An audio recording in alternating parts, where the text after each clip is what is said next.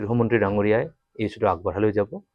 অসম চৰকাৰৰ সহযোগিতা বিচাৰিম, ভাৰত চৰকাৰৰ সহযোগিতা বিচাৰিম, দেশৰ প্ৰধানমন্ত্ৰী মোদী ডাঙৰীয়াৰ সহযোগিতা বিচাৰিম।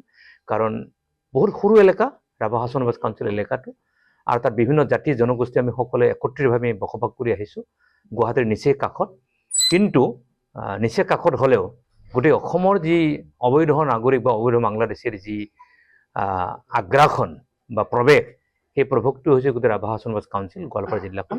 আৰু এই কথাটো আমি নহয়, গোটেই ব্ৰিটিছ পিৰিয়ডৰ সময়টো এইটো স্বীকাৰ কৰি গৈছে।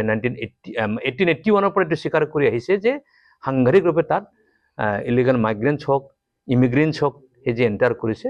গতিকে সেই কথা ভিত্তি ৰাখি যোৱাকালি যি আলোচনা হ'ল, কেইবাকি বৈঠক হ'ল, সেই বৈঠকটোৱে আমাৰ কাৰণে, জাতিটোৰ কাৰণে, ৰাভা হাছন ৰাজ কাউন্সিলৰ কাৰণে, ৰাভা হাছন ৰাজ কাউন্সিলত বসবাস কৰা 7 লাখ জনসাধাৰণৰ কাৰণে এটা ইতিবাচক বতৰা, এটা আশাৰ বতৰা, আশাব্যঞ্জক বতৰা ই কঢ়িয়াই আনিব। আৰু আমি সম্পূৰ্ণ প্ৰবল আত্মবিশ্বাসী আৰু চৰকাৰখনৰ পৰা আস্থাৰ ভৰসা আমাৰ আছে। ডেফিনেটলি কাউন্সিলখনক সাংবিধানিকভাৱে আণ্ডাৰ 6 শিডিউল ই অন্তৰ্ভুক্ত হ'ব, ই নিশ্চিত।